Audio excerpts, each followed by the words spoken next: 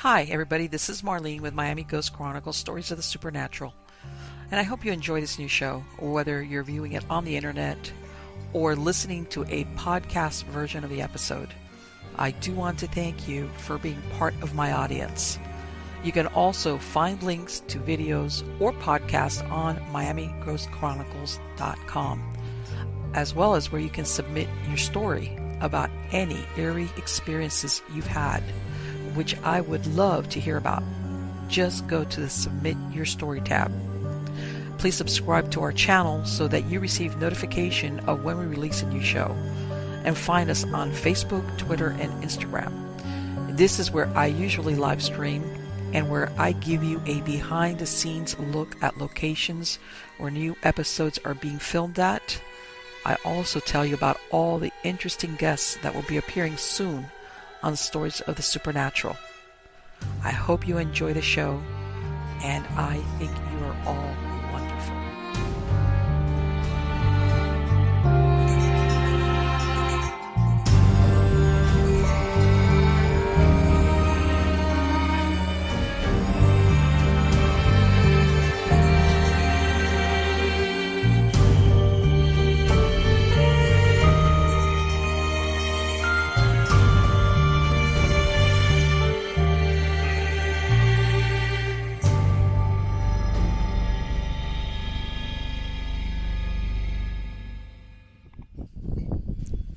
Hi, everybody. This is Marlene with Miami Ghost Chronicles, Stories of the Supernatural. And today I am more than excited because I have somebody from my hometown, from Miami. His name is Xaviant Haze.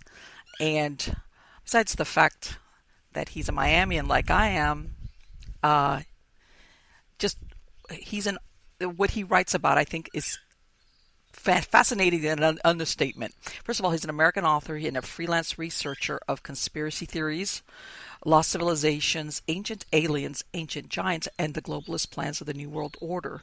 He's the author of The Suppressed History of America and hosts one of the most complete online metaphysical libraries with links and resources to all major works in the field.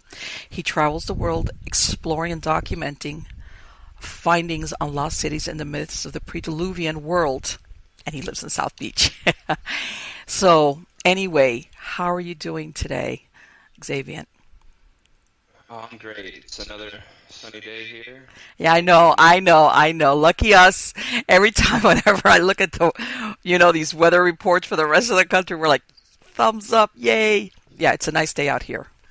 Even when it's like super windy, and it's, honestly, it's been kind of a little cold, and it's definitely been a strange winter. I know. But it's really still, funny. What we call cold, everybody else would go, what are you talking about? But I tell everybody down here, if it dips into the 50s or 40s, everybody pulls out there, oh, it's really cold. And it's like, because we're used to 80s, the 80s, all the time. All the time. You want to start falling from the trees when it gets in the 50s. Yes, exactly. Yeah, we've all got very thin blood down here. We feel the cold right away. And I laugh because I tell everybody, we don't usually have big coats. We just have like light. So when it gets a little bit cold, you see people layering with all their thin sweaters and stuff because around here we just don't need those big coats that they use up in the northern states. So, yeah. Well, it's strange because I just got back from London and I had did? to shop for a jacket. And I'm like, oh my God, how am I going to do this? That's right, because it's like what the norm is. I mean, if you walk into a lot of these stores, even in the fall, like up north, they have all these like parkas and coats and scarves and galoshes, all this stuff. And down here, that thing will just stay on the rack and not move. I mean, I have a great coat for when I travel, and I'm not kidding. I've had it like for 10 years. I have two coats, like one with jeans and another one for like a little bit nicer. But I've had them forever because I used them very little. Exactly. I go to Ross. Yes, I can't find anything, and I'm like, oh no. So I luckily found something at H&M. But I'll use it basically if I go to London or whatever. I mean, exactly. A couple times a year.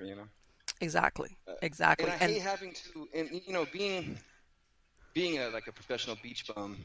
The idea of having to like wear jeans and sneakers and dressing up. Like when I was in New York, I couldn't stand it because like every day you had to like dress up, you know, you got to Right. put boots on or shoes, sneak, whatever. It's just too much. Socks.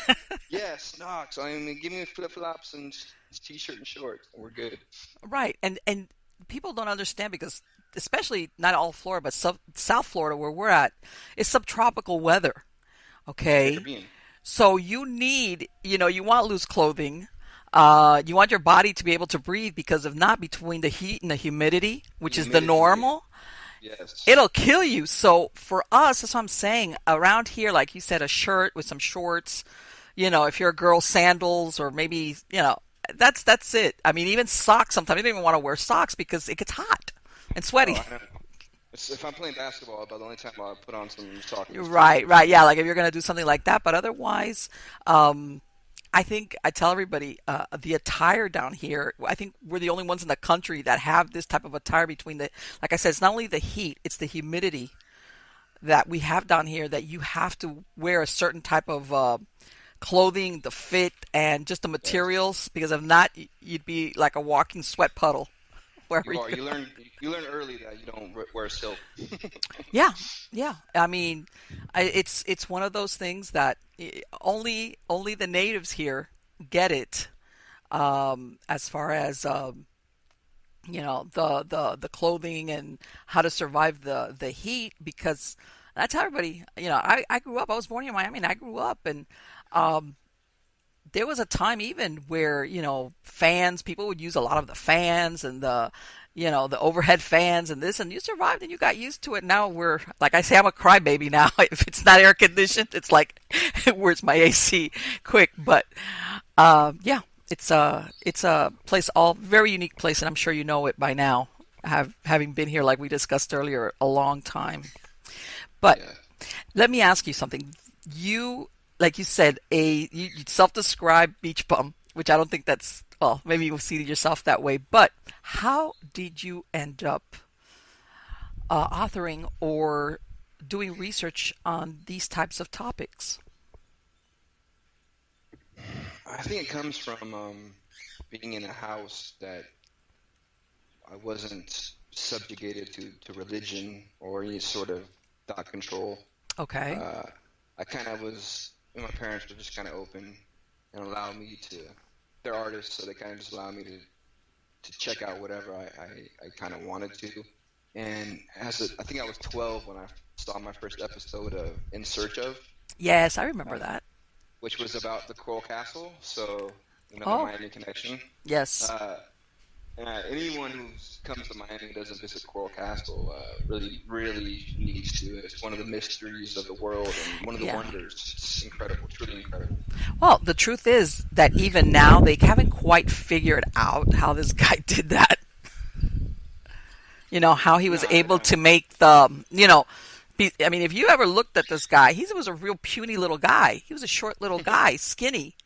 And they can't figure Yes. out, first of all, how he was able to haul some of these stones and how he was able to pivot them and all these things there.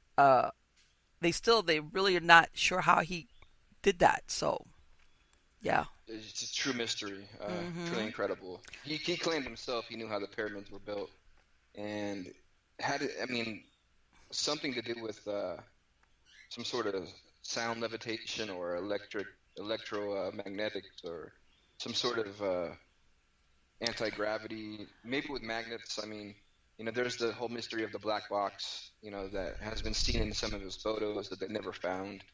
Um, See, I hadn't heard about that. What is it that some photographs of him, what they see some type of black box in the picture and they still don't know what that is?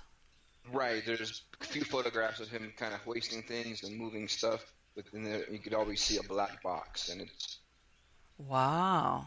uh, they haven't been able because when he died, they don't know what happened. I mean, it disappeared. His death. So uh, we don't know, and that's kind of the curious thing. But he talked a lot about magnetics and sort of reverse currents, and he was looking for that specific area. So maybe it has to do with ley lines, and I mean, you're talking coral and heavy chunks, Yes, I mean for anybody, I mean tons. I mean you can see it on a television, but you really don't really understand until you see it up in front of you how heavy those stones would be. Uh, I mean, just for anything, forget Levitt, because some of, that he's made them into doors that they pivot, like you could Yes. push them. Right, It's right. still That like, was how amazing did he too. do that? With your finger, push it with your finger, and it's like Exactly. how. How did he do So that? they kind of kept that covered up for a long time.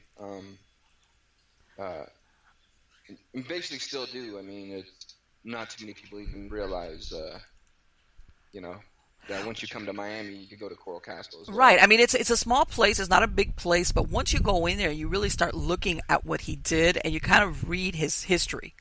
Uh, and that's another thing. This guy was not really a scientist per se. He wasn't like somebody that had a background in physics or mathematics or engineering or anything.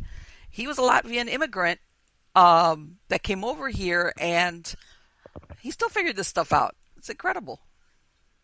Yeah, what kind of knowledge did he have? He Right. Or how basically did he walked gain it? down here too. He walked from New York, I guess, all the way down here.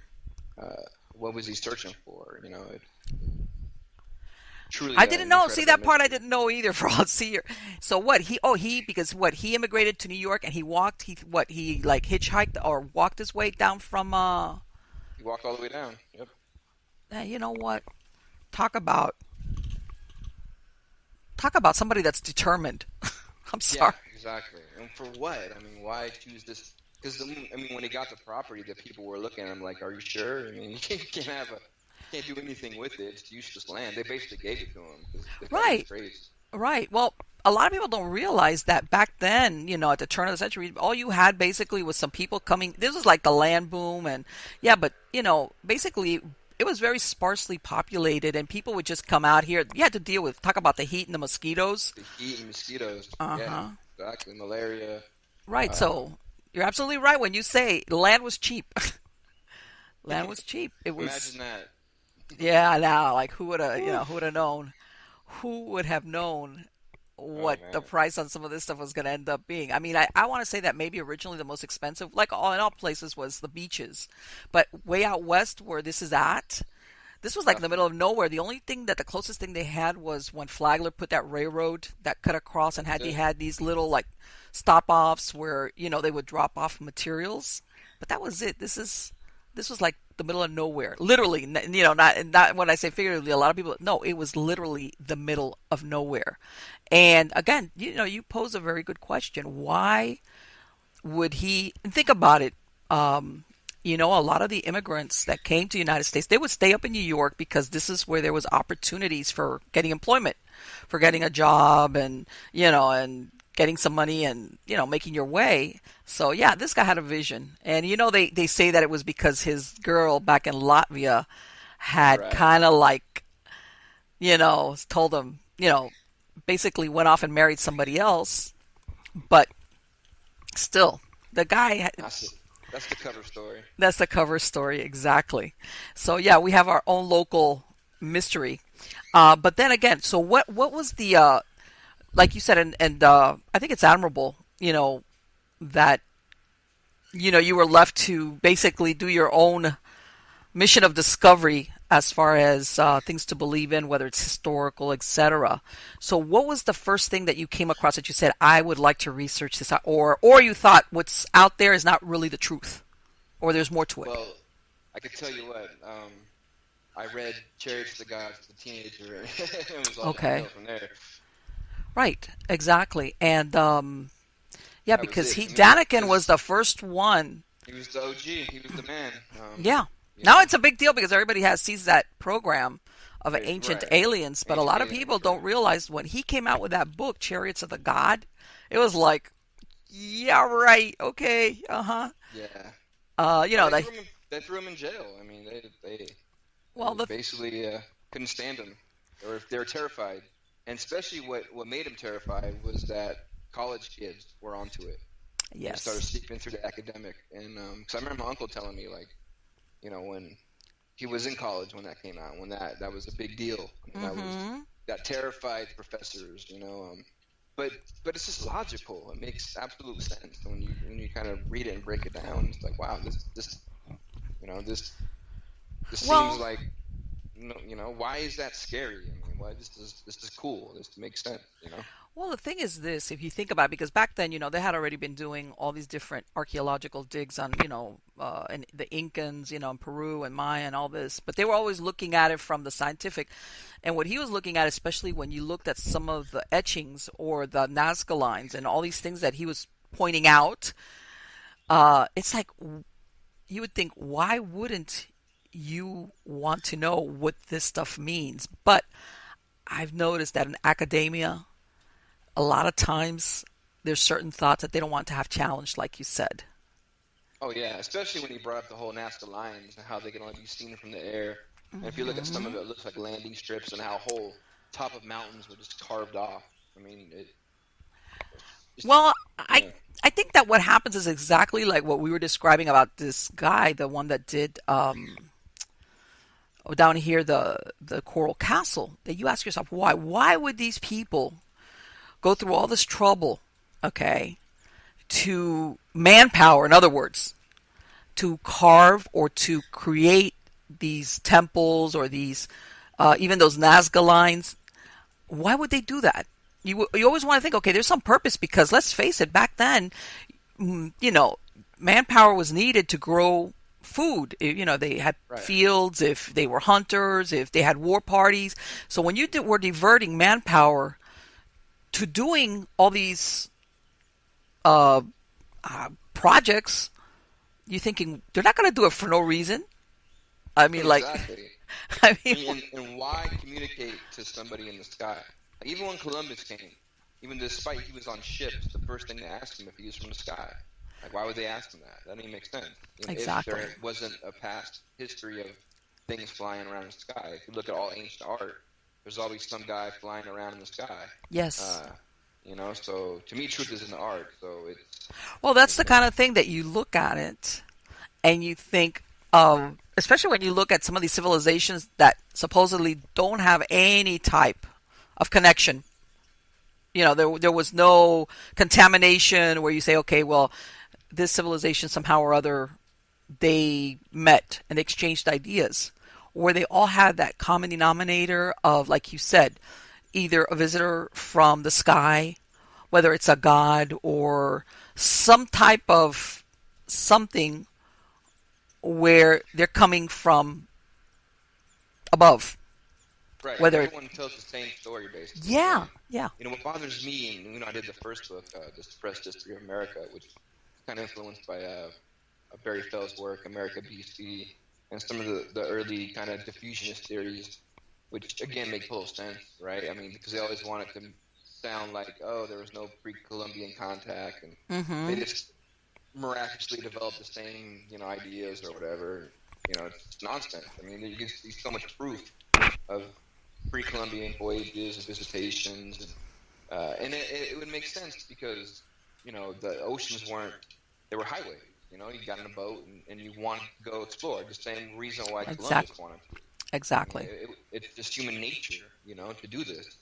And and then you could talk about Columbus. Well, what maps did he have? What was he going off? Because there's no way anybody, especially the King of Spain and Queen of Spain, would finance some guy's expedition if they didn't have some sort of reason to. And the reason would be that he had Phoenician maps, or he knew that there was something else across, and he knew how to get it, and promised them gold or whatever. But there's no way they would just be like, okay, you guys, we'll finance your big expedition because you're a dreamer. No way, that just doesn't work. Well, yeah, and that's what I'm thinking. Sometimes, yeah, eventually, yeah, they did find all these civilizations, like that they came across that, but and like you said, the cover story was that they were trying to find another way to China, because before you had the Silk Road, but the Silk Road had a bunch of, it was very long, plus there was, you were traversing an area that was very times dangerous. It would take years for them to go and come back. So, but still, I'm thinking to myself, you would think that when he went in there to ask for money, because this is what he was doing, he was asking for money, that he had to bring in there some type of really solid proof, as like, I'm going to find something out there. Whether it's, if it's not China, it's going to be something else. Right. But, Exactly. and that's what they wanted. They, in other words, so because they were not going to finance uh, that amount of money for an expedition. Because remember, even then, you know, it wasn't too far before that people were thinking the Earth was flat. And even though they were royalty, they were not going to throw money believing this guy's going to fall off the face of the earth, literally.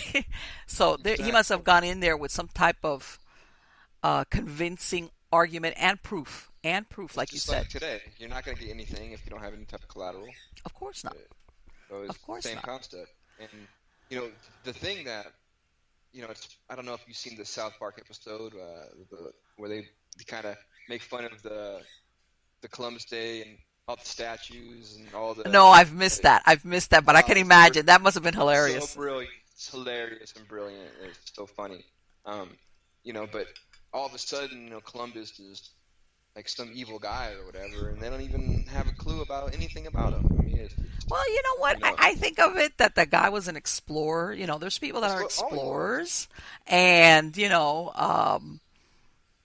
and he was probably thinking, you know what? I need somebody to bankroll this for me. But if I just tell them I want to go explore, they'll say, too bad. But if I give them something that they're going to get for funding this trip, which is land and gold, they're going to bankroll this. Uh, Right. And the funny thing is, he never found any. Right? well, And they didn't. And it's sad because you know the Western expansion was going to happen no matter what. It was only a matter of time.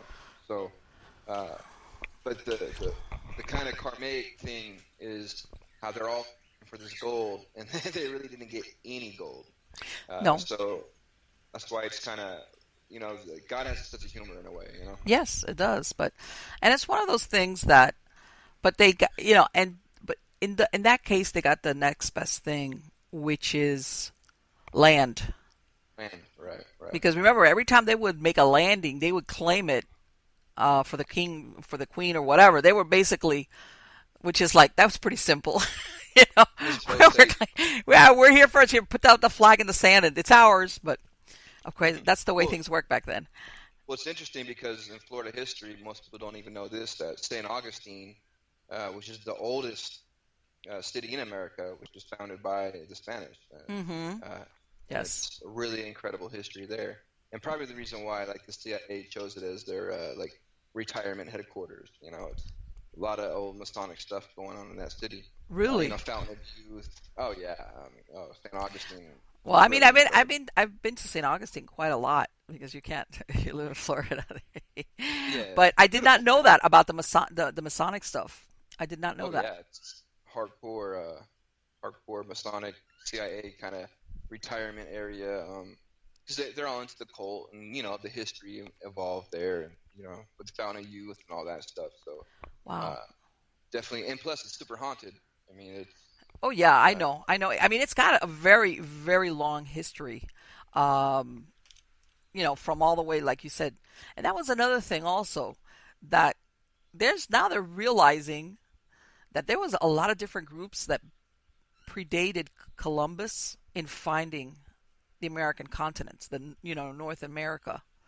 They keep finding this evidence that just because they didn't expand on it, like say like the Vikings and the other day I was watching a show where they were even thinking that maybe even the Chinese came in on the west coast by California.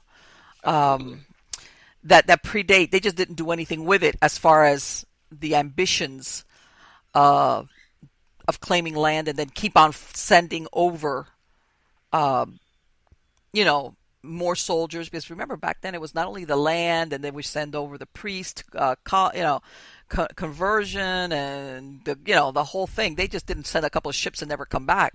They just kept sending people over. Um, but I think that Well, a the lot of the Pacific is history, much harder to cross, so I think that's the reason why we never saw any of yeah, that on the West Coast. yeah, and they, I think that a lot, and I agree with you when you say about American history. I think a lot of it after a while is like this is history, but it's not real history, or part of it is omitted. Yeah, And most of it is. I personally, I'm like, give me the truth. I mean, let me this. I mean, history is history is history. It is what it is. That's how I Okay. feel. It belongs to us all. If aliens were genetically engineering us thousands of years ago, or whatever, what's the big deal? Like that belongs to we all have the right to know this, you know. So, Well, uh, let me tell you something. I have my own theory on that. That because you remember now in December they let that out, that cat out of the bag about that they actually were basically funding a program to just try to find out what were these UFOs that they couldn't account for. That the government, they finally actually admitted to that there was money was being put into that. And I'm thinking to myself, everybody always thinks, okay, when the government eventually really truly admits that we've had ET contact, I think that part of the problem, despite what people think, is once they let that out, what if they end up not knowing as much as we think they do? Because if that out, everybody's going to be asking, who are they? Where are they here for? Are they good? Are they nice? Are they friendly? Are they going to eat us? And what if the government doesn't really know that much? well, that's part of slow disclosure. I think they have to. Um, Acclimate people? yeah, it's a slow process, and it's done for Hollywood and everything else. But because too many people know, so they have to kind of just divert and reflect and figure out how to systematically let this out.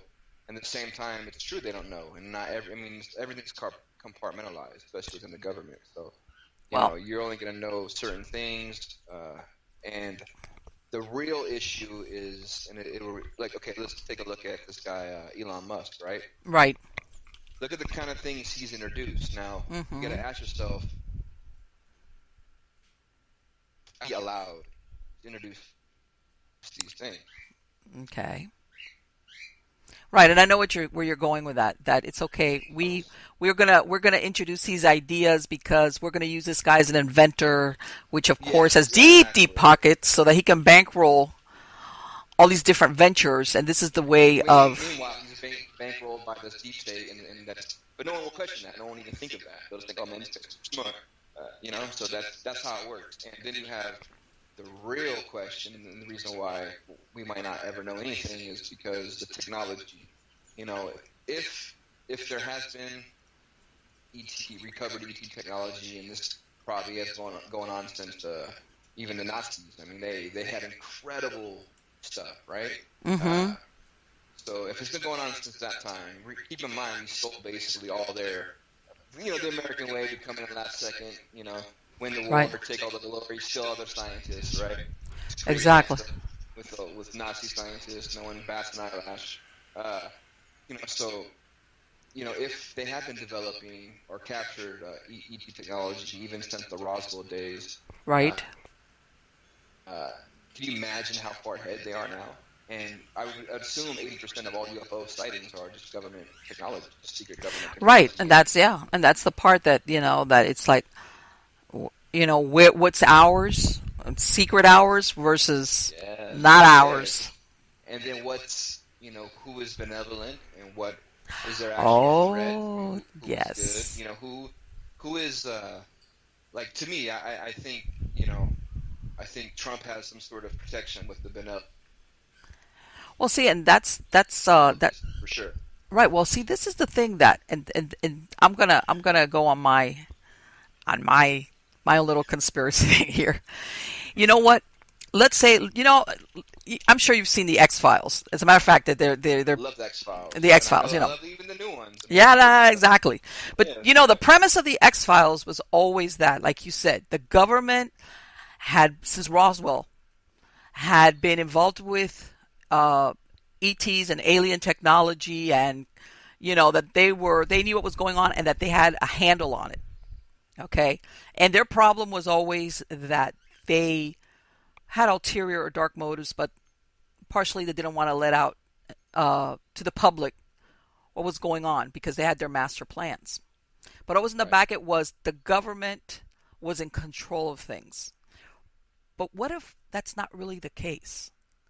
And if you want to think of people getting scared, if that ever came out, can you imagine that the government ever says, and they say, yeah, we have confirmed that some of these ships or these whatever UFOs they're not ours, not anybody on Earth's, okay?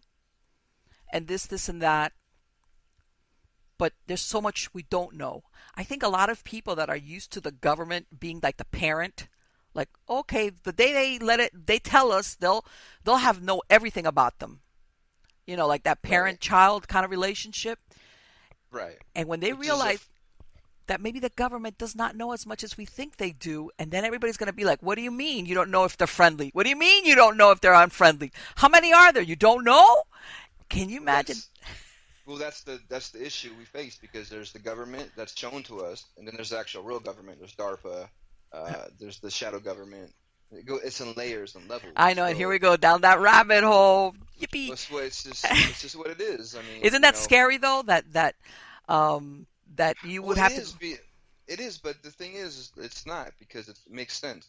You have, for instance, how would the government, um, our government that we think is, for us, how are they Exactly. going to let out the truth about aliens or UFOs if it's and still at the same time say, we don't know, but they're not going to tell us about all the technology that they have, because once they release the technology, that means everything we know is obsolete. Oh, of Meaning course, all because of the everybody's going to want to know. Okay, the questions they're going to be. right, because your gas It's like gone, everything in our modern era is done. It'd be over with. Meaning whoever controls that, like the Rockefellers, the Rothschilds, all those people that have control and made all those. right, Think about this. I mean, 100 years ago in the Middle East, they were basically, fishing for conch shells and beating their camels. They had nothing, right. No, right? no. It was a very some So of them nomadic or very and they would be that way right now if it weren't for certain individuals and pioneers in America that developed oil and discovered oil and how to do this, right? Yes, So, and it hasn't been happening for that long. So, right. you know, so in order for them to give that up completely, I don't think it would happen. And if it did happen, they would already be controlling whatever new technology that's about to come out to replace it with, because there's no way they give up the apple cart and the golden goose and have nothing. Okay, now, but So I'm gonna now that you opened that, let's go there. That you said about petroleum, and I'm gonna let's go into that now the big thing is all the electrical, all the transportation that doesn't use supposedly fossil fuels, electric cars. Okay, and a right. lot of people say, well, you know what, that's gonna end um, our dependence on oil and fossil fuels and the environment, and blah blah blah blah. Now, recently here when we had the hurricanes, back in the last hurricane season, there was a bunch of people that were trying to leave. And I don't know if you heard this story that there were some people, one of the problems that these people had, the ones that had the electric cars, was, let's face it, you can only go X amount of miles. Hmm. And it's not like you have a gas station, you're not gassing up on gasoline. No, And what they found out was some of these people, which there weren't that many, I think it was the Tesla, that all of a Tesla sudden car. they got an update and they told you can go further than you thought. In other words, Tesla, the manufacturer, pushed a button, flipped a switch. I don't know what they did, where all of a sudden these cars could go further than what the owners knew, Oh, which for sure. equates to this manufacturer has control Hmm. over where and how far you can go in that vehicle. Yeah, and why those and they're solar power, but they don't even tell you that. So you're just gaining power every day without even knowing it. Well, think Uh, about it. If you can control somebody's movement, and I'm talking traveling wise, because a lot of people always think of it, well, it's great to go to work or this. But let's say in that instance, like people are trying to get out of the state because, hey, I want to get out of here. I'm not going to stay home or it's unsafe or whatever your reason is. And I wouldn't want to I'd be, besides the fact, once the little mini crisis, the hurricane crisis was over, I'd be really mad because I don't want somebody to be able to tell me you can't go that far, or here, let me flip the switch, I'm going to let you go further. Because when you start talking about having your movements controlled, I think that's not a good thing for us at all. well, that's the next step. That's why you're seeing the push towards driverless cars Yes. and basically transhumanism. I mean, that's the ultimate kind of goal, and Yes. that's where we're being pushed towards now. And you see it every day. I mean, beware of zombies, right? I mean, Well, so you have that's another thing I don't talk about at all: nanotechnology and robots and mm-hmm. how it's just it's approaching very fast. I mean, it's going Well, to happen. don't get me wrong. I I'm not anti-technology. I think technology is great when it serves us.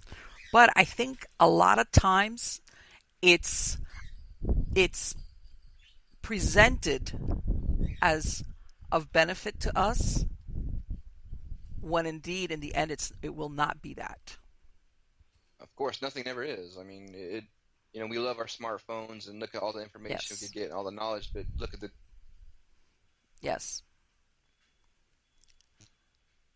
people And into zombies, turning you into antisocial. And look at all the teenage suicides going on, way more yes. than it's ever been.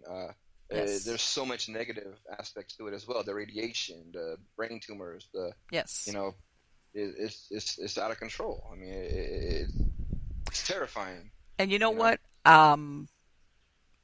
Because the other day I was, just about every other week, you hear of some company that gets hacked, their records get hacked, or an agency or somebody. And supposedly you're always thinking all these people would have a superior uh, internet defense, whatever they need, system on their IT, whatever. I'm thinking to myself, I'm ready to go back to my daytimer days, okay? Because I'm old enough to remember when I used to have a daytimer and I used to carry it everywhere with me. Guess what? Nobody could hack into it, all right? Where I kept all my phone numbers and, my contacts. Not that I have anything that interesting, but let's face it. And it was like, okay, you know what? You never thought about that unless you were stupid enough to leave it somewhere. But otherwise, like you said, there's some things that now we become so dependent on that we fail to see the downside of it. Um, digital. Look at they're moving cashless society, which they've been wanting to do, so they're getting rid of that, and they're moving towards the cryptocurrency, right? The whole yes, Bitcoin. yes, That's another mark of the beast type scenario. Everything in credits. Like every sci-fi writer who's ever lived basically has been warning us about this. right. So you're seeing this as well, and take for example what happened in Puerto Rico. Puerto Mm-hmm. Rico got smashed with the hurricane. Right. Power's out. No one access to money. Can't get your cash because the Yeah. ATM is out. So what are you gonna do after a couple weeks and you ain't got no power? You ain't got no cash. Grandma hoarding the cash in her bed is starting to look like a smart thing now. Oh, you better Uh, believe it. You better believe it. And a lot of people, uh, they don't. But you're always. I want to say, is it Japan? I want to say it's Japan. Where I believe you have to account. You can't have like cash. Like everything has got to be basically like a credit or a way to track your expenditures. Okay, you just like right now. yeah, this You. probably is China or I want to Japan. say. I want to say it's Japan. I want to say it's Japan. In other words, they don't want you to have cash in hand, Of or course not. much less gold. Forget that. Woo. They want to be able to track, of course, how much money you get, which everything is direct deposit now. Everything's Plus, digital. They right want to know where, everything about you, what you buy, what you doing. right. I want to They don't track. want to know that you got $20,000 cash sitting in your Oh closet. no, no, exactly. In other words, Uh, you have to explain. It's not like, yeah, and a lot of people they don't understand that there's certain parts of the world where you cannot go in and buy gold like you can here in the United States. And why? Because let's face it, you buy gold, whatever amounts or whatever, whether it's in coin or any other form, and you put it away, who's going to know, you know, what you have? And the thing is to basically track who has what, because that's how you right, and that's control. why Ultimately, the idea is to control. control. It's all about control, and this is why they're all trying to buy all the gold they can because they know that's actually Mm-hmm. never been worth zero. It's actually the only thing that's Yes. worth something. Uh, Yes. and the problem is people don't realize that gold is super scarce, and most of that gold is not even real gold. It's mostly tungsten and lead based or just gold plated. It's not it's hardly ever gold. Right. But we're in a situation where me and my uncle and we have a archaeologist. We have a team basically that found a lot of gold, like a crap ton of gold, Really. and yeah, we're kind of in the process of, it's a yeah, deal with the government, of course, and Mm-hmm. so it's a slow, careful, step by step process, and it's gonna get real crazy because We're getting close to actually revealing some, doing the first dig, Wow. and that'll be great. But there's even more there that's just so ridiculous. I mean, I don't know if you've heard of the Lost Dutchman mine. Yes. Okay, well, it's the famous lost mine in Arizona, right? It's Superstition Mountain. Yes. So if somebody per se found that, Uh-huh. the most valuable gold mine in the world, you imagine? Let me tell you something. You imagine? Yeah, insane. So that's why I know for sure Trump is president and was meant to be president, because we know what we found. We found it years ago, and there's no way in hell that could ever be revealed under Hillary or Obama. Oh, I was gonna say that it's all in the anyone else. timing. I know what you mean. So when he got elected, we were like, whew. Well, and you know what? I have a big problem. I have a big problem. This is my personal belief. I don't like interference from the government. And let me explain. I understand that we need laws to have a framework so that everybody's safe. I understand that. I get that. Okay, because there are benefits to having laws and structure in society. But we have that. That's fine. That's I don't have a problem. Because a lot of people are like, I'm anti no anarchy. Thanks. Okay, forget it. That's like let's destroy civil. No, I'm not. I believe that we need laws and then we need structure so that the society can function. Okay, but when all of a sudden everything you do you have to account for or you're being looked at. Okay, even now, thank God, like you said, they've pulled back on on the business, all these hurdles that they would put on businesses. Okay, because everybody thinks just of giant companies. A lot of small and middle-sized businesses are the ones that employ a lot of people locally. Okay, right, and it's almost impossible to do it because you have to pay so much in fines and taxes. Right. And everything else that you don't even make any money. It's like absolutely ridiculous. Right. You mean to open a restaurant in Miami Beach? Are you kidding me? It's not even worth it. It's incredibly difficult. It's incredibly difficult, and I think to myself, that's the part that I'm hoping that's going to, because it's not only big companies, because everybody now looks at that Apple is going to invest all these billions of dollars and all these big giant well-known corporations are giving out bonuses. But I think to myself, folks, there's a lot of small and mid-sized business owners that they offer a lot of employment to people where they live at. Okay, and like you said, it was making it so difficult for them that they were. Sometimes they really do need the manpower. It might not be 200 people, but maybe they can employ 5 people. Okay, but that's 5 jobs. The thing, you got to understand, like Apple and all these big companies are coming back here because Trump basically cut off the pipeline. Of course, they've been living good, getting free billions and billions in tax write-offs for free for years. So I mean, they're realizing like, wait a minute, okay, we have to kind of funnel this back in and have a show, make it look like we're contributing back. But the little man, basically got wiped out. The middle class kind of got wiped out. Yeah. They're still picking up the pieces. They're still trying to figure out how we can, get a piece of the American pie. I mean, of course. That's what I'm saying. Not everybody. That's the thing.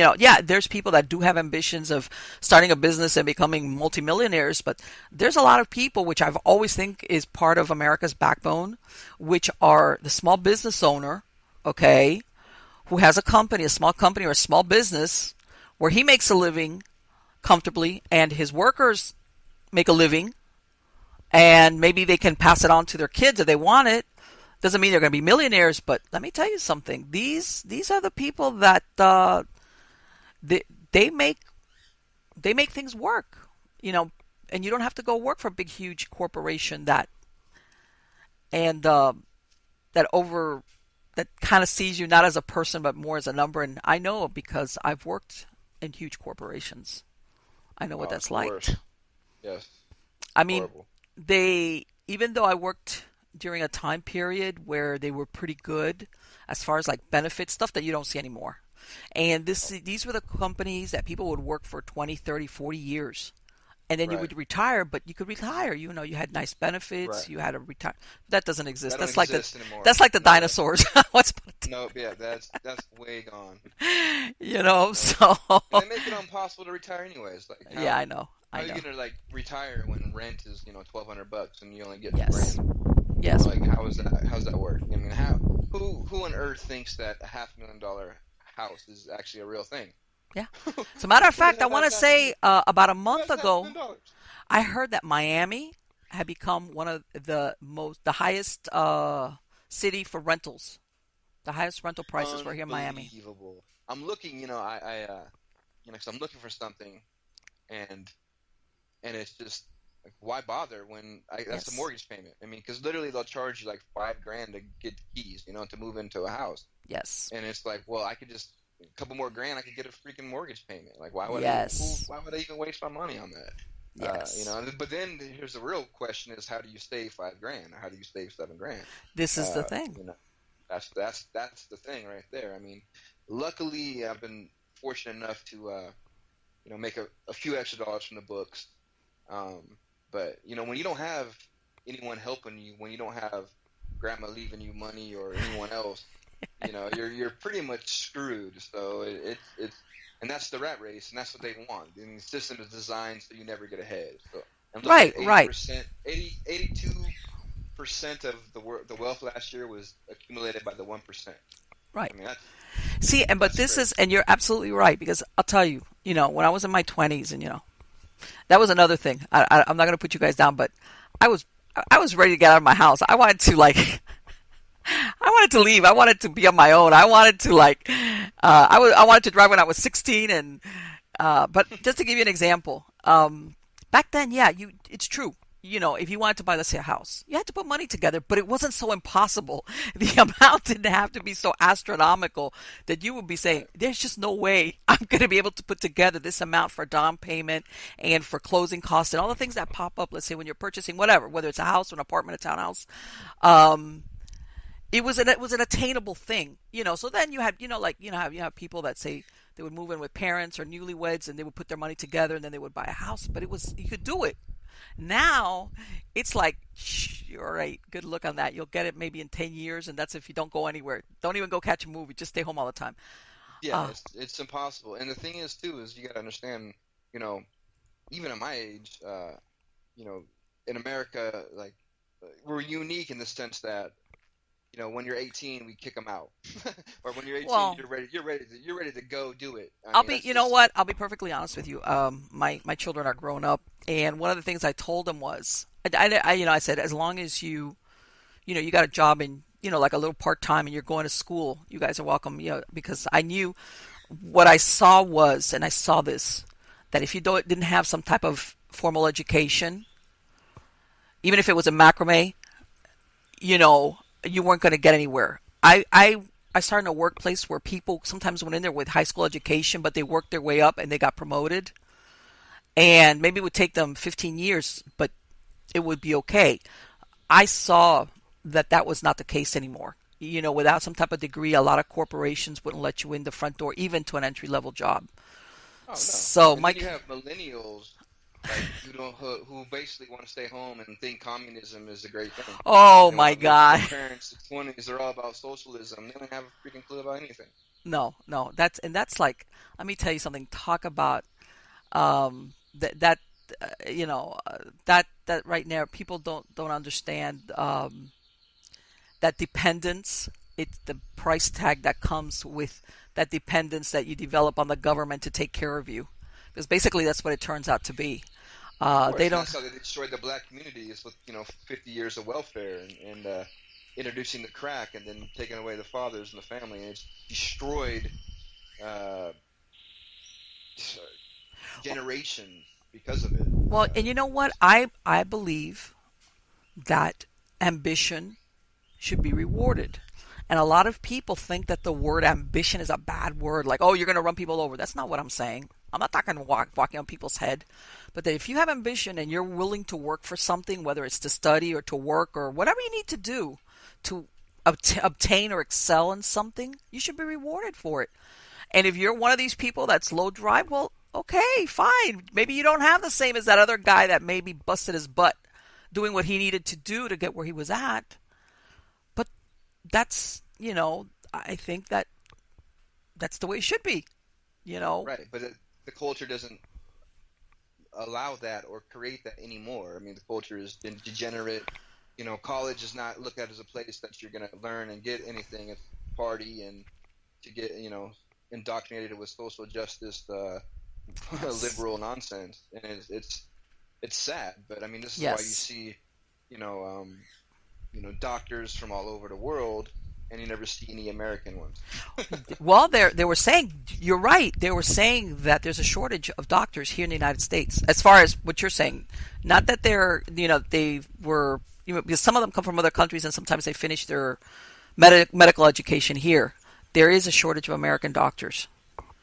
And I don't. I even now, I'm my regular doctor. There's one doctor, and all the other ones are what they call PAs, physician assistants, which are very good, but still, that was Right. unheard of 5 or 7 years ago, really. And I'm saying, and it, yeah, well, it's just but it's it's done by design. It's yes, literally it's yes. been done, and it's been steered this way for the last 50 years. It's no accident. I agree with So you. I agree with you. I uh, agree with you that everybody thinks that things like that sometimes happen, like a thunderclap, and here it is. And I think it's a lot more no, insidious the way no, they work it in here, into, but like you said, the where it's the norm. In other words, right. But the truth is, like, the individual is responsible no matter what at the end of the day for sure. everything. You have to have your own goals. You need to set them up. It's up to you to avoid the pit trap of society and and to know it's up to you to do the right thing, to do good, to do the Yes. best you can do, and do it. And then once you do that, man, you'll be all right. Like the world will open up to you. Well, But but you can't expect things to be handed to you and then complain when your life sucks because you want to blame everyone else and you don't want to take the steps necessary to do it. Even though it might be a little bit harder than it was a few years ago, well, you still have to do it. you know what? And I think a lot of it depends also on your mindset. Oh, Where 100%. It's all in your mind. That's all. It's the power of the mind. It's just like some people uh, easily can be addicted to drugs or have a problem with opiate or painkillers or yes, whatever. And some people like myself, I can have a few Percocets, no problem. It's not even a big deal. Like I know what you mean. I don't have the mindset to like become a junkie or whatever. Right? There's more Yes, and I important know that. things, I know exactly what you mean. I've had uh like one time I had a jack fall on my toe, and when I went to the emergency room, they gave me, I want to say it was Percocet or one of these pills down as a big opioid. And I think I took one, and that was it. And I found that years later the bottle, which I threw out because it was like there was no. And I was thinking, man, there's people out there that would kill for this bottle. It's like, oh, what are you crazy? Exactly. It's like, you did what? It was like, yeah. I mean, I took one, and that was it. And I and I mean, as a matter of fact, that's my area of expertise, which is addictive behavior and and addictions and etc. And the truth is, I mean, we could go into that as far as the personalities and prior trauma that makes a person, how can I say, they're predisposed to addictive behavior or falling into addiction. I mean, but Right. that's a whole different show. But anyway, yeah, there's a lot of things going on, which, let's go with the opioid thing, which basically any type of addiction is wanting to escape reality. That's, Right. that besides what it does to your body, that, your brain receptors want it and whatever. I think that happens sometimes because, for some reason, we kind of lose the ability to deal with reality, even disagreeable stuff that happens to people. Okay. Um, where, believe me, I consider myself a happy person, but it's inevitable that unless you live on a mountain under a rock, bad things happen to you or to people around you, and you got to deal with it, and you might go for days, sometimes even months, depending on what happened. But some people don't want to deal with that. They just don't. There's like the resilience, I guess, is what I'm looking for, is not there to endure and say, I'm going to come out the other side. I don't need to take something to take me to the happy place, so I don't have to think about it. And I think that we've kind of lost that ability sometimes with some of uh, the newer generations. I'm going to throw them under the bus. The Generation Z. Well, no, not so much Z, but the millennials, etc. Because they're exposed to everything at an early age, so by the time they're 18, they're kind of just like they've done it and seen it, and Well, it's like meh. So it's easier, I think, for them to, like we talked about earlier, about the suicide rate. It's yes, incredible. yes, So I think the damage is real, and then everyone gets depressed. I mean, that's super easy. of Like, course, everybody goes through it's stuff that that's you're like, normal. yeah, of course, and then you But it's not normal to kind of stay there or to exactly go to the extremes. And and then plus it all depends on your home situation. a lot of things. Your It's a lot of things. we're all product of our environment and Hmm. everything. Yeah. I've been blessed to have kind of seen pretty much everything and grow up in a way where God has showed me so many different things and so many different paths and so many possibilities. And I always was like, okay, teenager living with my aunt, and they're all cranked out, and it's the crack house, and all this, heroin and crystal meth and all that, Okay. and you're kind of like, well, do I want to? Do I really want to go down this? Do I really want to be involved in this, or even because you see, I'm very observant, so you kind of see around you, and you're kind of Hmm. like, well, nah, and then luckily I always had sort of a connection with God and religion, That's in the good. sense, not really religion, but just I know what you like mean. reggae.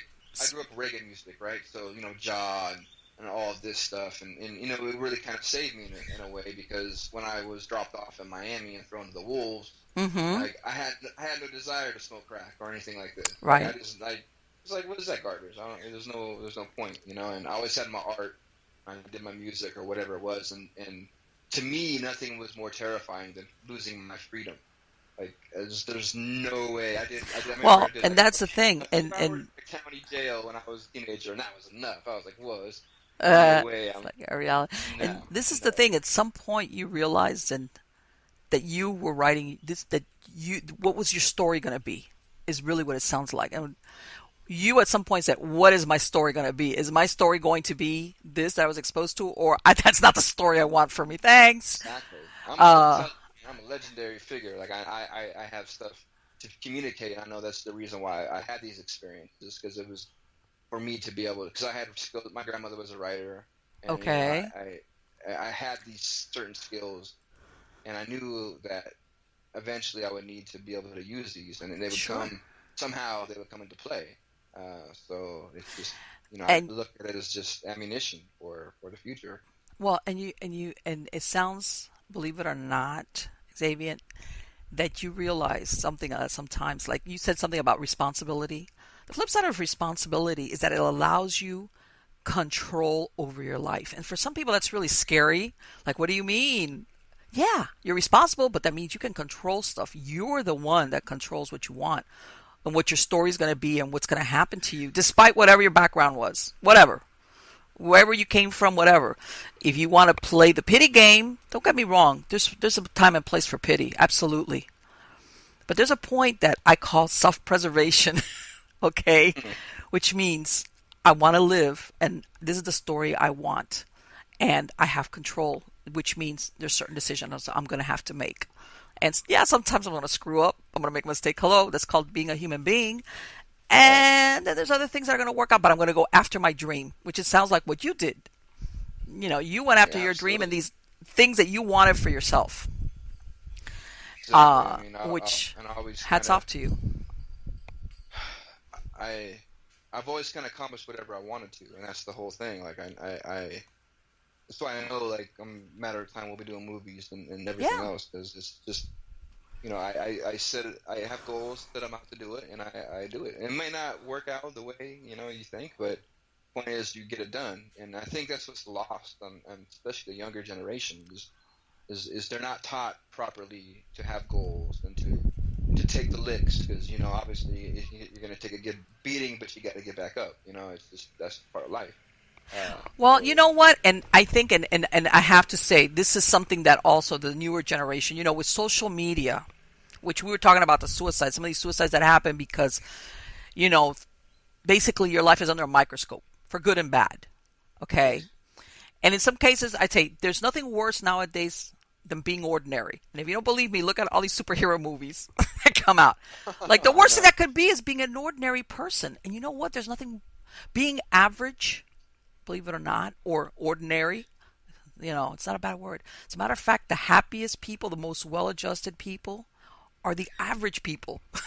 People don't realize that. You don't need superpowers. It's all great if you see it in a movie, but ordinary, believe it or not, for happiness, for longevity, for all those things is a good thing.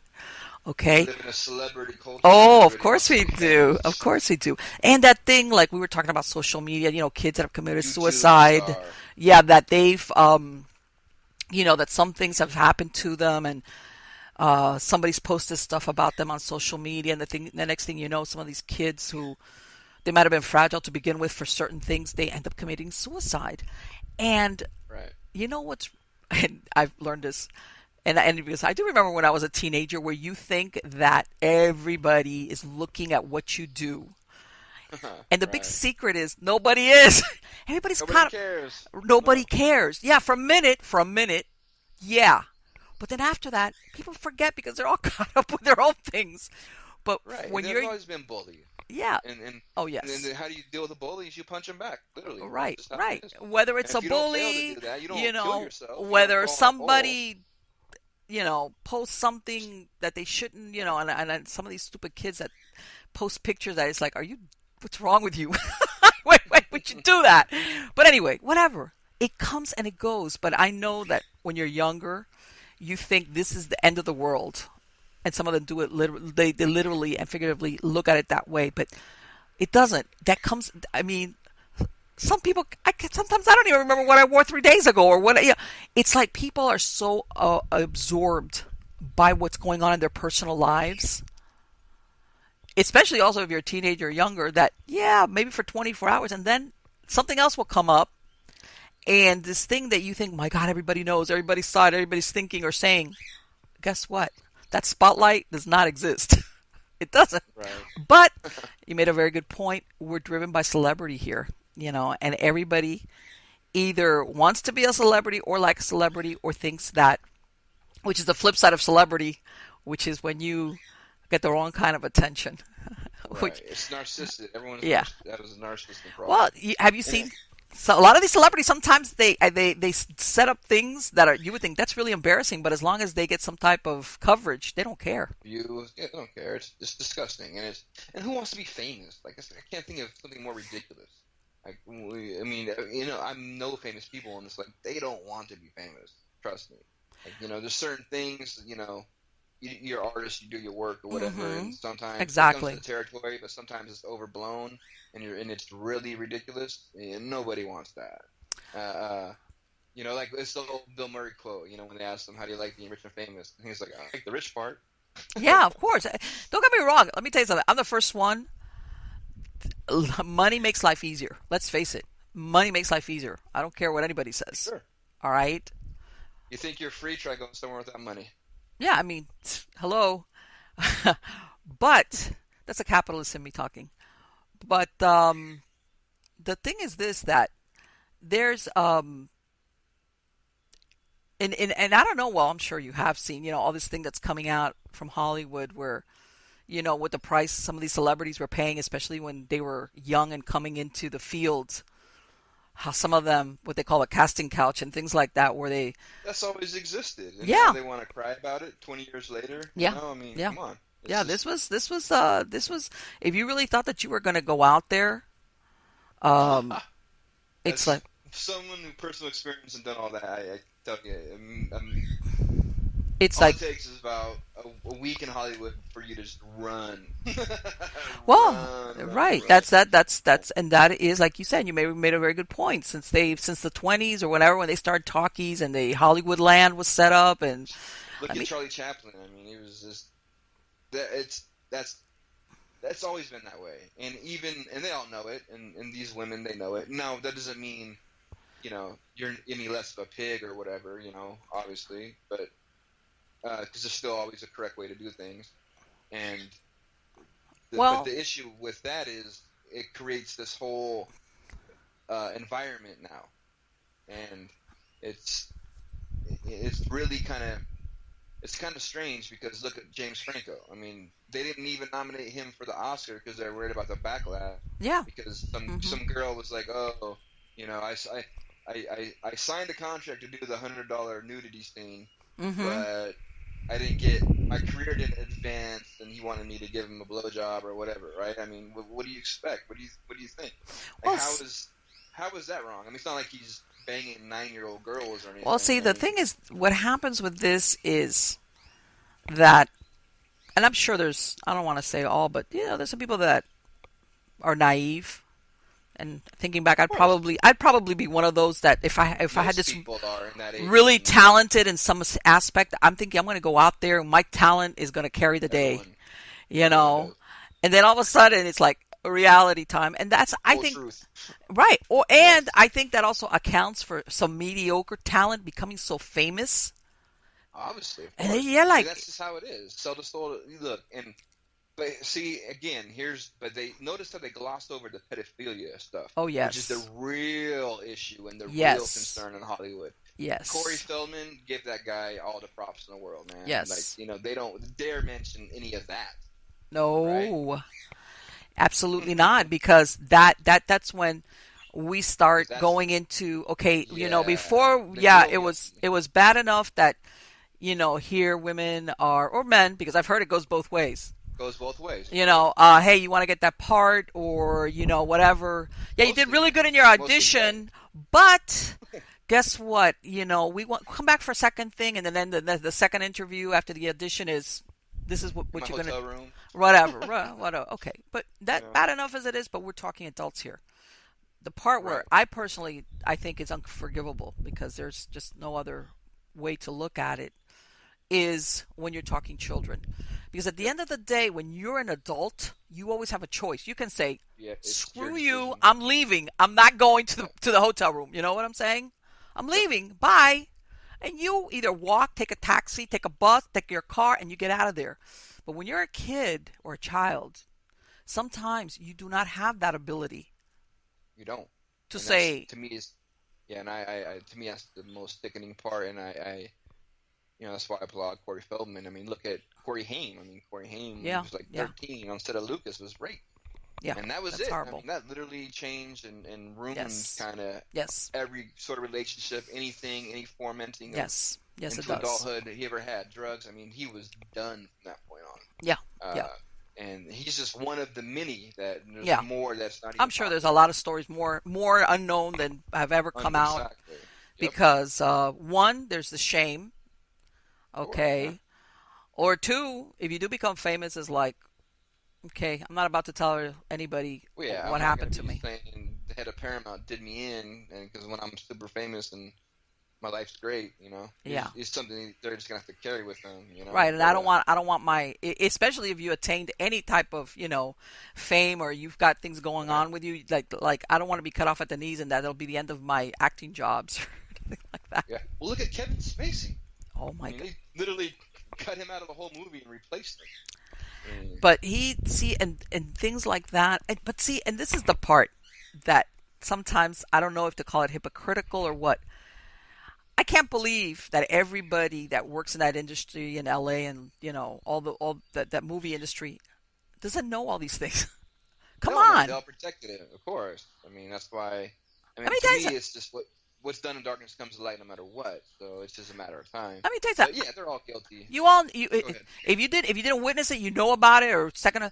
I'm going to give you, when I worked for a big corporation, which is a microcosm, you knew everything that was going on about everybody in there. Of course. Okay. It was like, even if you hadn't walked in and seen it firsthand, after a while you knew the rumors that persisted, that okay, there's some truth to that, or you actually saw. Right. And it's the same Hollywood's thing. A small little community, a small circle. It's like in the music industry or whatever. It's very small. Like they said, a small club and you ain't in it. So everyone kind of knows. Right. So all these people now that They're all are guilty. becoming looking outraged is like you're outraged now. You Yeah, knew what was happening right. there, especially with the kid part. That's what I have a real, and how can I say when it comes to forcing anybody, even if it's an adult, a man or a woman. When I'm saying here, we're talking here rape, uh, or coercion. You're being forced. Okay, that's different. That's That's different, also right? wrong.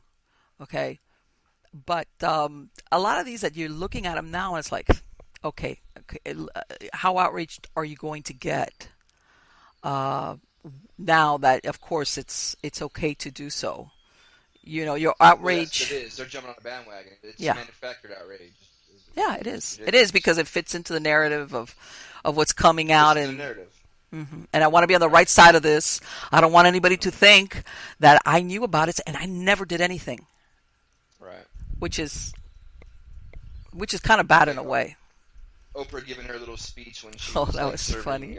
serving up every girl in Hollywood to Weinstein, her best friend. And I that's mean, come another on. thing. Even, because I know they've shown these pictures of her talking, whispering, and what's his face's ear, Weinstein's ear, Kissing his whatever. earlobe. And I'm thinking to myself, okay, even if it just showed her whatever, you're gonna tell me somebody that's probably been at every party, after party, before party, is not going to know what's going on with a person, with Give me somebody a as break. powerful like Oprah, him. super Illuminati. She's super. She's like one of the only women or black ladies or black persons in general who's been in those meetings and been at the levels of like, the Mr. Burns, like So truly disgusting. So Just now disgusting. that you said that I word Illuminati, let's hear, what do you think is the Illuminati, or the concept of Illuminati has been around for a really long time. What do you think is the Illuminati now in the 21st century?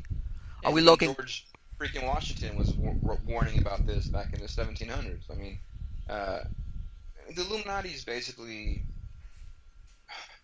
are we I talking would say, globalists, or was that what we're talking here, or what? well, it's the elite. It's the the and it's even consists of people that you'll never know and that has power that's behind the scenes. Like Yeah. you won't even know. Yes. It's that deep. Right, But that if it's you said their name, you'd say, who is that? who is that? You wouldn't even know. It's at that level, and it's what their goal is to have a new world order, and that's globalism, and that's why we've been steered in this towards a new world order for the past 50 years, and that's why they hate Trump so bad, because Trump is like, nah, we're not doing that, and just basically destroying all their plans they've been working towards, and they need to have a new world order. I mean, that's why they love China. They use China as a model to force the rest of the world into, because China has the perfect system according to their beliefs. Because China Yes. is communist, but only for the Yes. people. Yes. It's basically capitalism for them. You ever wonder why how anyone in China could become a billionaire when it's communist society? Like, that doesn't even make sense. Well, there's a reason why. Well, 'Cause they let me figured tell you out something. how. If you think about, and this is the part that I don't get. Regardless, can you imagine doing what they did in China, where you were allowed one child, and people would kill a female because in that culture, if you're only going to be allowed one child, you want it to be a male child. Which, by the way, I've heard that they have a shortage of females, of like marriageable girls. Um, Oh can you yeah, of course. imagine Well, that somebody told anybody here in the United States, you know what, the government at some point is going to tell you that you're only allowed to have one child. That's it. And if you don't do that, you're going to forcibly get an abortion because you're only allowed one child per family. Most Americans would think, what? And it's like, yeah. They're hello. trying to make it happen anyways with Yeah. destroying the family, making sure you can't raise your kids, the state raising them, Yes. infidelity, the fertility rates all time low. Yes. They're Yes. trying to like get around through that anyways, because and this is old world thinking anyways. Like you can look at Islam or like even in India anywhere, like having a girl is like, oh no, you can't, like I have to have a son and blah blah Right. blah. Yeah. Yeah. Exactly. So And that's because, and it's almost like, I want to say, because this is almost like, a lot of people will think of it as the patriarchy, but I think it's not really that. I think it's that it comes from a time when life was hard scrabble and you were looking at survival, and a male child could help you survive more than a female child, whether it was for hunting, for just sheer strength, you Right. know. Your daughter you sold for a freaking cow or But whatever. my son, you know what? He can help me farm. He can go hunt. He can go About it. whatever. Exactly. Yep. You know. It's the old mentality. Yep. Yeah, exactly. Exactly, because you were looking at physical endurance. But I mean, I had this was a few years Right. back, and I never. I mean, I was aware of this thing with China, you know, that you only were allowed to one child and etc. But a few years back, she used to work with me, and she went to China, and she, you know, went to the capital cities and everything, and they went on a tour. And she's telling me she says she doesn't really see that many women or girls around. So one of the times she asks one of the guides, like, "Man, I see a lot of men, but not that many women. What's up?" And the guy told them that because of the huge amount of girls that, you know, that were born and the families would kill them because that one child thing and they wanted a boy, there was a shortage of females. And he says, the guy told her, there will be many men here who will never be able to marry and have children because there's not enough women of that age to go around. And, you know, that takes a couple of generations for it to actually happen. But yeah, I could see where all of a sudden, if all you're producing or allowed to develop into adults, these are the next generation, are males, it's like, guess what? Folks, there aren't enough girls to go around. Well, that's why there's obsessed with robotics and marrying robots now, and Oh, that's having like, that's, robot brothels and all, let me tell you something. Yeah, that's, what was it? And I've seen also people like marrying like their cars. Like, what is that? yeah, Hello? That's, exactly. what's wrong with that? Totally. Yeah, I know. Yeah, You but know, and, that's kind of where we're going, man. It's the you know, mass psychosis going on. well, there was, you know, there's a science fiction writer. I don't know if you ever heard of him, Isaac Asimov. Of He, course, he, I'm he, great. all right. You know, one of his main themes when it was doing the sci-fi for the robots was sentience. At what point Hmm. did the robots become sentient? Okay, and he talked about it. I can't remember what the title of the novel was. And there was one where exactly like what they have now, where robots kind of look robots, but they kind of like human, you know. And the story is where the girl falls in love with this robot who she lives with, but was meant really as like a companion, you know, like service, because of that blurring of lines of where AI becomes sentient.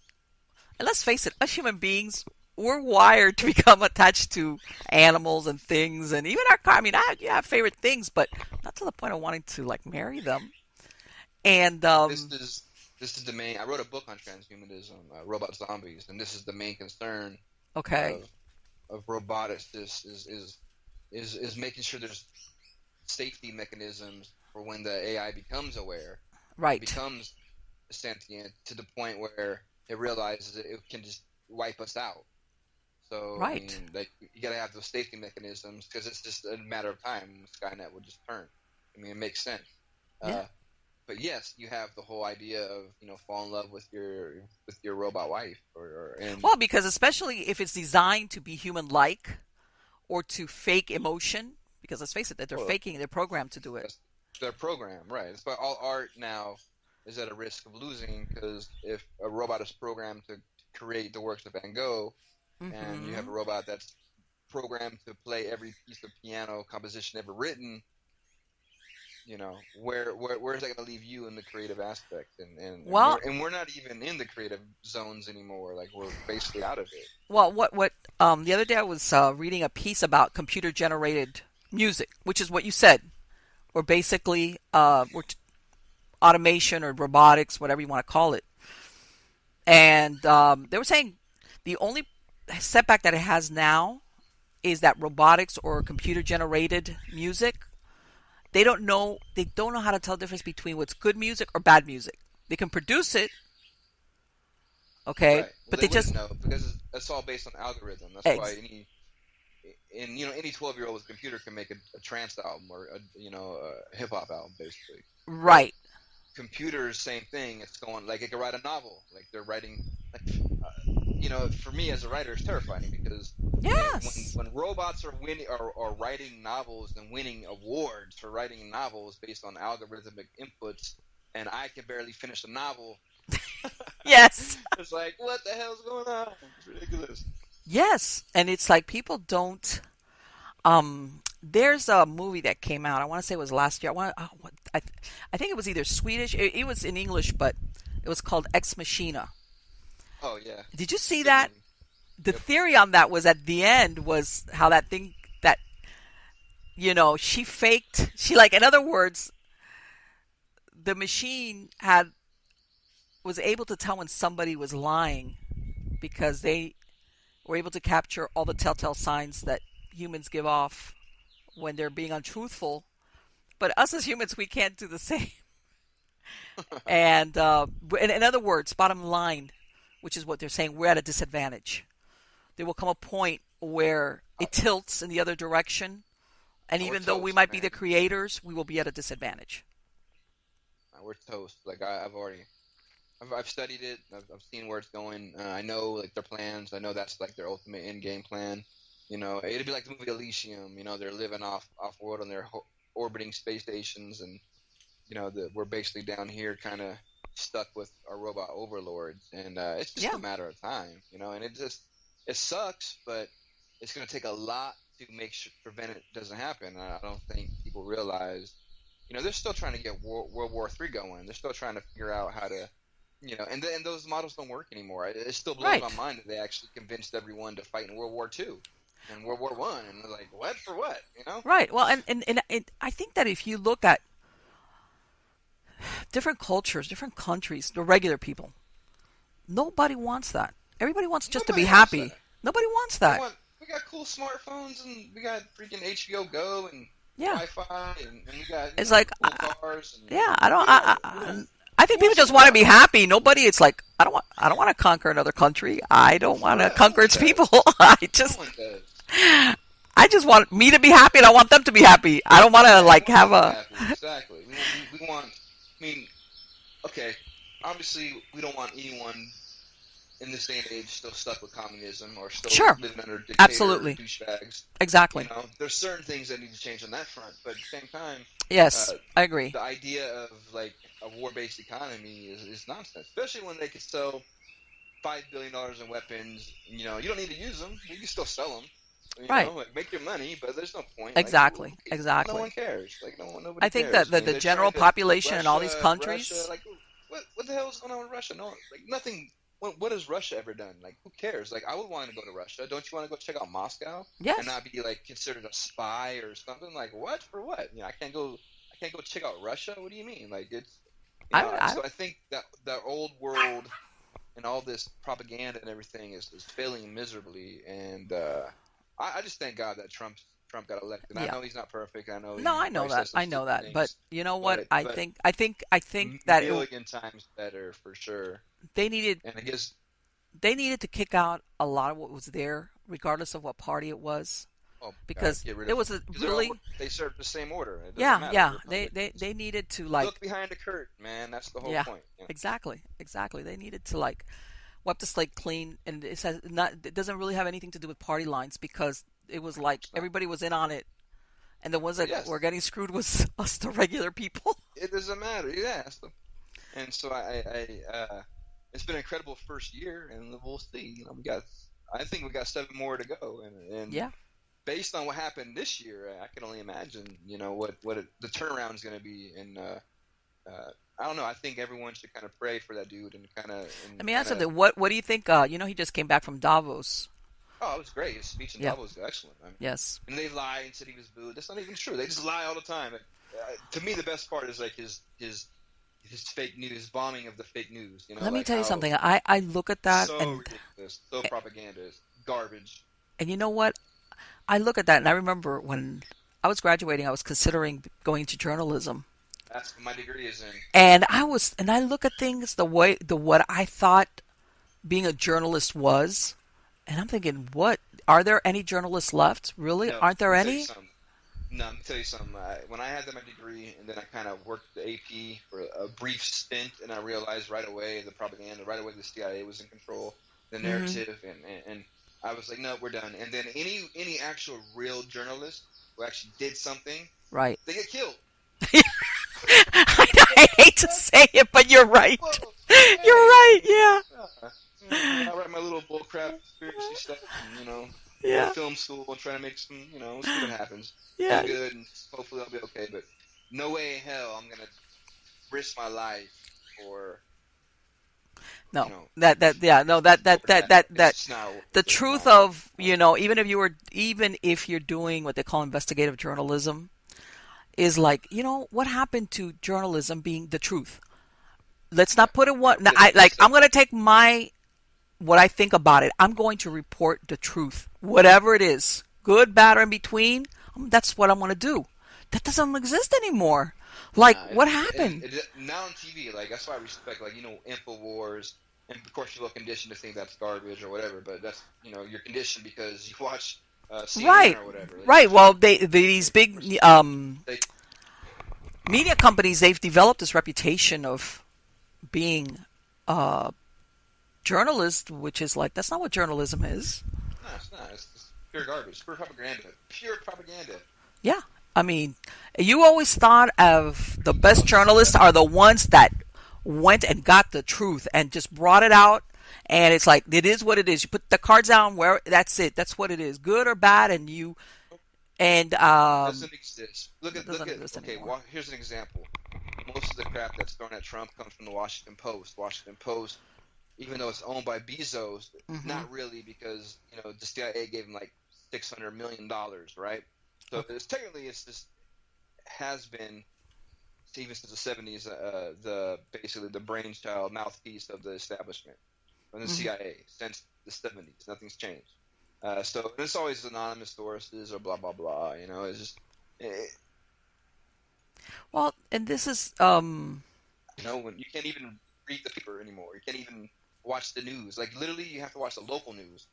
And then, as soon as they go to a national story, you just might as well just mute it. It's going to be I to them.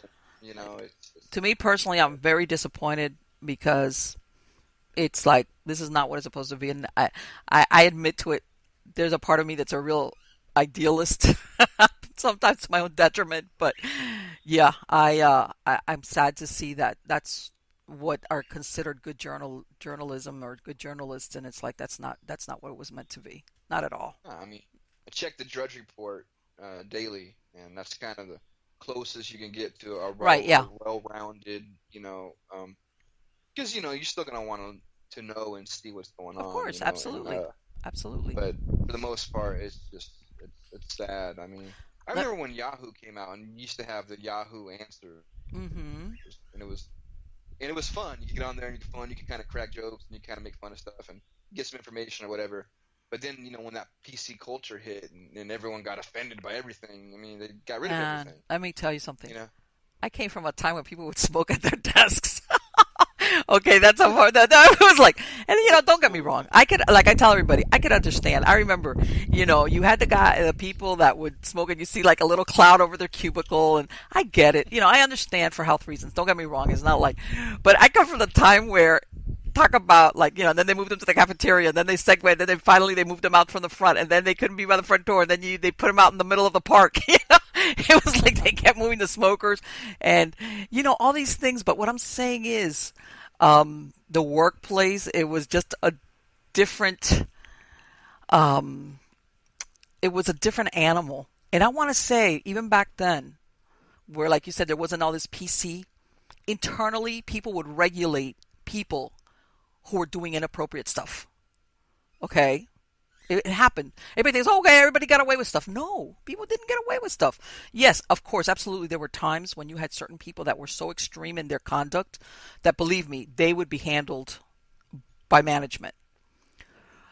But for other minor stuff, if you had somebody that was like, I'm going to give you an example, somebody that was always using foul language or saying inappropriate, they would regulate within the people that were the other co-workers. They'd be like, shut up, man. Or people would walk away like, what are you doing? They would get ostracized.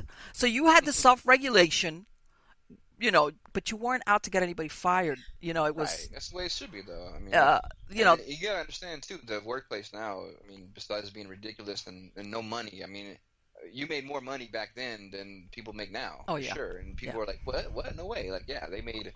Uh, they used to make some good money back in the yeah, day. Even yeah. though there might have been as many jobs, but the jobs that were paid a lot better, Well, considering what you had to pay for. what it It was wasn't. was what you made, and without having to be a top of the was enough. The cost of Was living, in enough. other words, that you Was had cheap enough. enough. You could Exactly. live, and you could make plans to better yourself. Right. Like Yes, if, you're basically now you're paying almost 80% of oh yeah, everything just to survive. yeah. I This is mean, what they were saying, that a lot of Americans are one paycheck away from disaster. that's it. Okay, And no so one has more than $1,000 in their bank at any point in right, and time. like, yeah, I'm gonna put away money. Like, yeah, right. How? No, no one. You It's know, impossible, and like you can't save it in the bank because no. they don't even give you nothing. So it's Right, like exactly. That's the interest they rate. use their money to gamble with, basically. Yes, they do. They do. I mean, that's a whole. Let me ask you, this last book that you came out with, Liquid Conspiracies. What is that about? Oh, that was a fun one. That basically was about how the CIA introduced acid and LSD, like psychedelics. I know. Uh, I saw that. That was like back. yeah, I What mean, is this, like in the 1960s? You're talking about, as far as what, those think tanks where people were taking LSD, or what? yeah. Well, it went earlier. I mean, but I mean, basically, once in the I guess 50s, 40s and 50s, once they discovered Standout's Laboratories Mm-hmm. was the only one who was basically creating the stuff. And they went and bought it all out, and then they tested on each other, and then they kind of, they're always looking for true serums, and they kind of started to dole it out to the universities and to the veterans hospitals to Right. monitor it. And basically, what happened in the '60s was Ken Kesey, the guy who wrote One Flew Over the Cuckoo's Nest. Mm-hmm. He was a struggling writer at Stanford, and he, needed some $25, and they were like, "Oh, come do this experiment, LSD, for $25." He's like, "Cool, sign me up." So he went and did it, and it blew his mind. I bet. And he was like, "Well, can I get a job?" So he ended up Yes. getting a job as a janitor, and so he could just have access to all the LSD. And that's kind of what inspired him to write the novel, and that's kind of where it comes from, One Flew Over the Cuckoo's Nest. And Right. eventually, he just stole all of it and left, and basically that's what started the whole acid experiment, the Grateful Dead, and everybody else, and it kind of, you know, All right. uh, Like, and then yeah. Larry on the East Coast did his thing. He was from the stuffy doctor point of view. They were doing that, but what happened was they found out that it had benefits, and it was actually a good thing.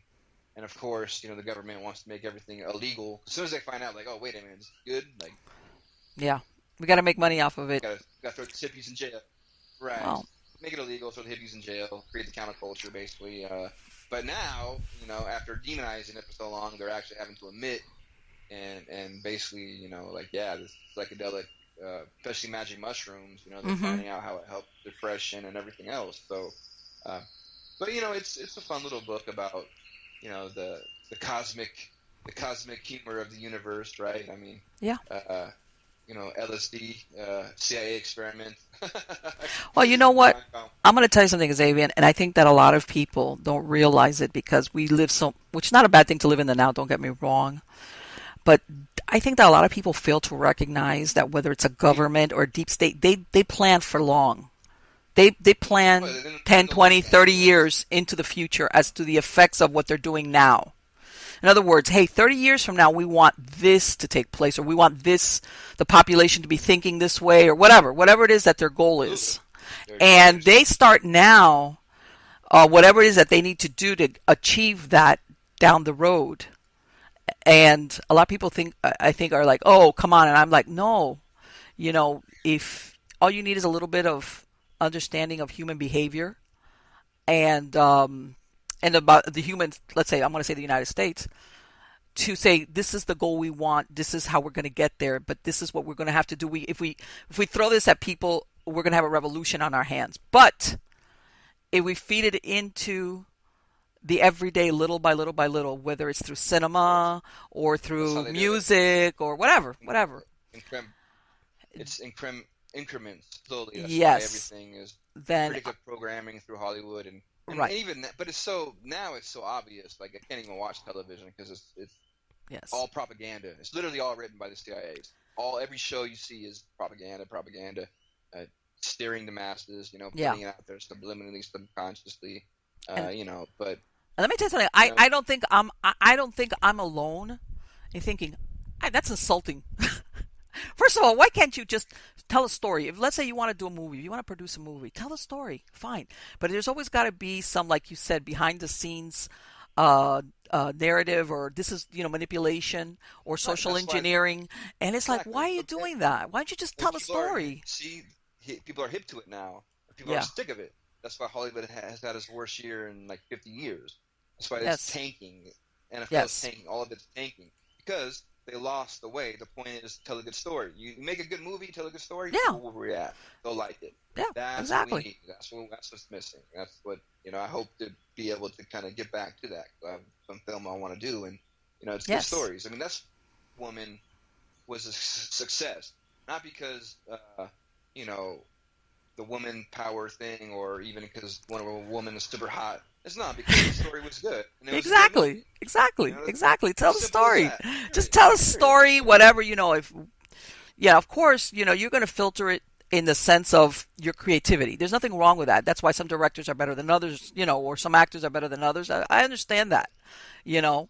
But at the end of this day, it's like, just tell the story. And leave I the hate social entertainment. engineering out.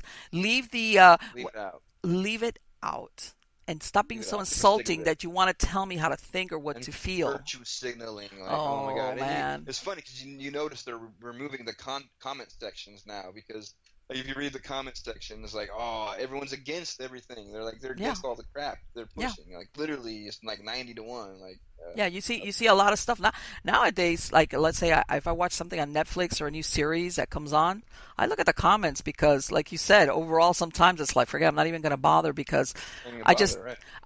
like, why can't you just give me a, oh, and well, that's a thing for another idea, that they repackage everything that came out That's years another ago, thing. like, no, Remake, reboots. People are sick yeah, of that. No yeah, originality no anymore. originality, no Which is originality. funny too. Like the millennials are offended by everything. I guess like Friends now is like somehow Friends is like the new. Everyone's offended by Friends now. It's Really? super like, What's homophobic and it's super what's just offensive I about don't, Friends? like a bunch of things apparently. It's Are you uh, serious? yeah. Look it up. It's Okay, I unbelievable. am, because I'm thinking that's the that was That's a just, great show. I know. yeah. Like, what's offensive about that? Millennials, man, they'll find anything and they'll be like, oh, What? yeah, it's ridiculous. See, that's the resilience part I'm talking about. Like, what is that? Okay, we've become. I'm telling you, I I'm I believe in, I don't believe in being insulting to people, but you can't handle human interaction this way where you can't, if somebody says something offensive, just walk away. I mean, it's like, this is life. Nobody Right, wants to exactly. be, you're gonna, or that you hear about all these people that need counseling. Are you serious? Oh, tell me about it. It's like, there's people out there that do truly, truly, for real, significant reasons need counseling. And when you get people walking in there and saying, I need counseling, because it's like, you feel like kicking them, like, right in the butt, like right out the front door. Like, are you, It brings me to the Flight of the Conchords song. I got hurt feelings. what is that? That's kind of they're way ahead of time on that one. Let me tell you something. What is that? Crimea River. And by this, believe me, I'm a pushover. I'm a softie. I'm a wimp. I am. But you know what? It's that this is life. You're gonna run into people who are disagreeable, or they're jerks, or Of you course. just don't. They're just stupid, and it's like, okay, you flip them off and you walk away. That's it. Hello, you That's dummy. it. Okay, whatever.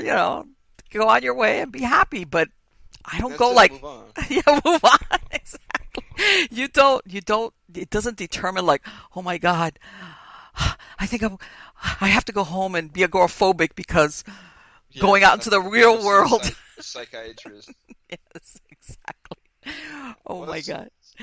One of Xavier, these days, man. it's Crazy. it's it's been great to talk to you. You have got to come back, and we've got to talk some more about this because I think, like you pointed out, there's a lot of things that are going to come out about manipulation, which um, I'm totally against. I don't think that us as human beings or as a country should be manipulated in any way. It's insulting to us.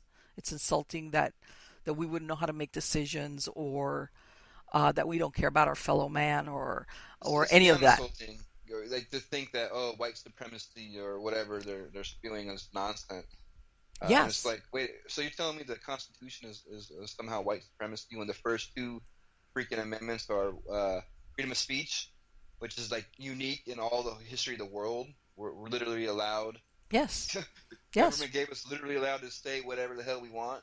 Right. Which is the And two, thing. the right to have a gun, not because to hunt, not because you're afraid of your fellow man, because the government, so you can protect yourself against the government.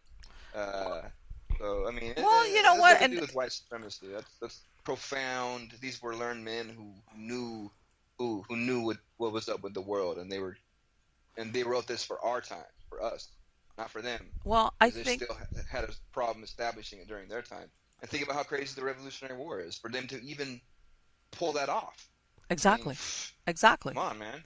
Yeah, this is at that time the England, the English Empire was they were the Whew, one of the most powerful. They were the most powerful army ever.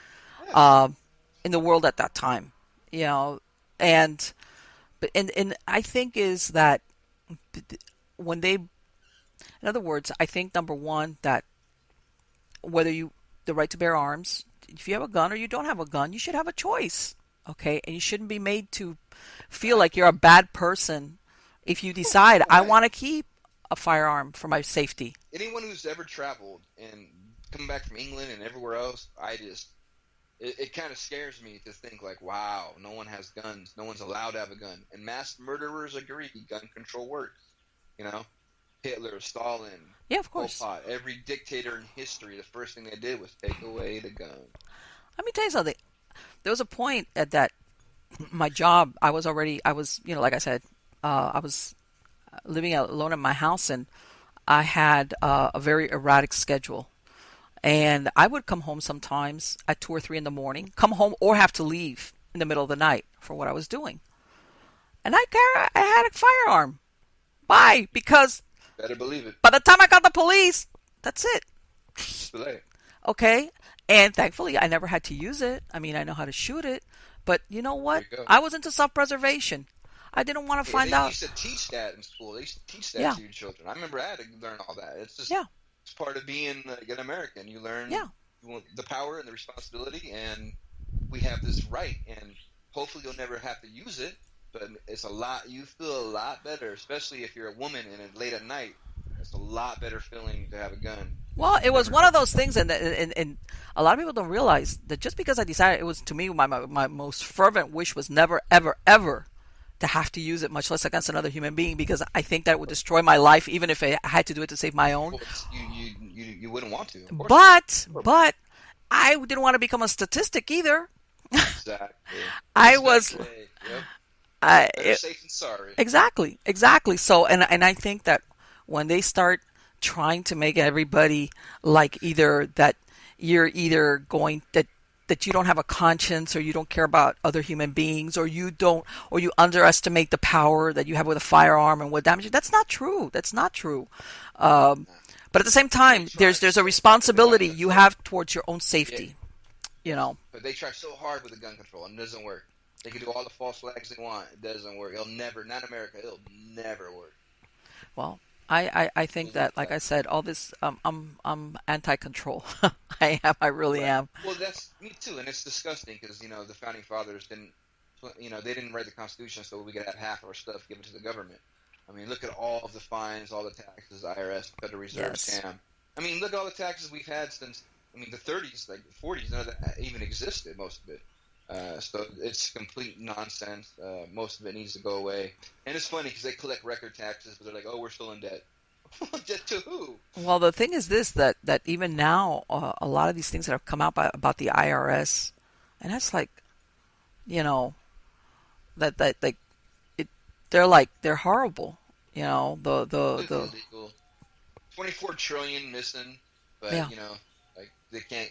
People are still poor, still in poverty. You can't give extra 100 grand to everybody who pays their taxes at the end of the year to get like small businesses booming. But you got 24 trillion missing. You can't account for. I mean, come on. Yeah, there's a lot of things there that it just doesn't add up. And the upside of of disclosure and the internet and people being able is that people now are realizing things that they're like there's questioning like what is going on, and It's the most even amazing part. I want to say Information people that matters. normally were just like I'm not involved in politics. I just want to do my live my life, go to work, take care of my family. Now they're looking up and going, what is this? What is going on? Hello, people are like they're like this is not good and this is not what I I, thought it was. I tell you what, man, the internet has saved all of our lives Yes. because the biggest mistake the government ever made was allowing that to get out and allowing us to have access to it. Uh, And you like better believe they would have had many wars and many systems of control if there was no internet. So we could all yeah, thank Lucky Stars for that. the power of information. Knowledge Power is power. information. It is. It is, it absolutely is. But anyway, Xavier, thank you so much for spending this time. It has been wonderful. I would love to bring you back so we can talk some more conspiracy theories. And of course, you're a Miamian, so definitely, we can talk also about what's going on here in South Florida and the weather. And you're all envious, especially if you're listening to this and you've got a snowstorm going on outside. So thank you again. It has been wonderful. And I want to wish you the best of luck in any of your new endeavors. Thank you, and I could do this anytime. I had a great conversation, and You were I'm wonderful. always open to talk. Yes, I will keep an eye out for your books. Take care, darling. Good Thank luck you. to you. Bye-bye. Bye. Whew, wow. See? We do have great weather down here. But anyway, just a lot of humidity, but I wouldn't have it any other way. A lot of food for thought. A lot of food for thought. Okay? And I'm a big believer in live and let live. And by that I mean, I believe, I don't like when they try to regiment human beings like, you got to think this way. No, I think we should all be allowed to believe what we would like to believe, whether it's religious, political, non-political, if you want to be an atheist, whatever. I think we should all be allowed that freedom. Okay? And I think that, like I said, I believe in the structure of society to protect its citizens up to a certain point so that it works, so that it functions. Okay? But not to the point where then all of a sudden everything you say or do is scrutinized and you better be on the right side of that argument. No, that's not human being. That's not what we're meant for. We're meant to, how can I say, we're all individuals. There's introverts, there's extroverts, there's people that are friendlier, there's people that are not friendly, whatever. But it should all be okay. You shouldn't be condemned for some type of behavior unless it's really aberrant. Like, you're harming other human beings. Okay, that's different. But I believe that we should be, I know some people are going, oh, okay, Marlene, yeah, that's the ideal. We should be free. We should be free to be happy, to pursue happiness however we want to be happy, because I think ultimately that's what all human beings want. Whatever country you're from, you just want to be happy. Okay? And happiness is different things for different people. Sometimes for some people it's certain material things. For other people it's like, I have a family and I'm happy with this. This is what I want. I want to be having my children. Whatever it should be, you should have the ability and the freedom to attain that happiness. Whatever it is whatever it's meant for you. We're not, that one size fit all doesn't work for human beings. It doesn't. Okay? And I think that when, whether it's very apparent or very subtle, when they start trying to regulate people and their thoughts and their behavior and steer you, no. That's not the way I want to say that the best of humankind comes out. It doesn't. Because I think that when you don't put any type of restrictions or punishment, that's when, like the Renaissance, this is where human creativity develops and flourishes, and whether it's creativity like writing music, or where we're talking engineering, technical, or mathematics, whatever goes on in your gray matter, that's where you're good at. Okay, that it just explodes, that ability to create that human beings have, whatever it might be. Once you start that, you know, um, that either castigation or telling people this is the right way or the wrong, no, mm-mm. I've said it before. I I believe in humanity. I believe humans will triumph against adversity. I think that, a lot of people will say, well, uh, I I think that humans do value life, even though sometimes it's hard to believe it when we see things. But yes, I do believe that, um, not in transhumanism, but I'm a humanist. I believe that human beings are good. Okay, I do, and I know there's some that are bad, but I'm saying overall, I believe humans are good, and that we will triumph, and that we will, um, become the best that we have, which I think is really the ultimate of our existence, besides being happy, is being to develop, to become our best selves, whatever that might be. And that's the thing. Not everything is right for everybody. You will have somebody that, and I'm going to give you as a woman, you have some women that want to stay home, want to raise a family, want to have their children. This is what it fulfills them. Okay? And you have a woman that says, I want to have a career, or I want to be an explorer, I want to travel. Things that maybe sometimes they just don't gel good with that family life. But this, like, not one's not right and the other one's wrong, or not one's not smarter than the other one. I think that we should all have that freedom to pick and choose to uh, fulfill whatever it is that or that dream that we have, whatever it may be, and one's not better than the other. Okay, I'm getting out my soapbox now. But anyway, guys, I hope you liked the show. I love talking to Xaviant. He's something else. Um, Please subscribe to my channel, whether it's you're seeing the video on YouTube or you're listening to the podcast version on any of the platforms like iTunes, iHeartRadio, Podbean, TuneIn. I'm there. Just look for me. Miami Ghost Chronicles. And I do want to thank you so very, very much for being part of my audience. And my true believers, don't forget to send me your stories. Go to MiamiGhostChronicles.com. Look for Submit Your Story, because for all the people that write books and have great stories that are published, there's a million untold wonderful stories out there that I'm waiting to hear about from you guys. So again, take care. And what's today for me? Today's Saturday. Have a great weekend wherever you are at. See you guys.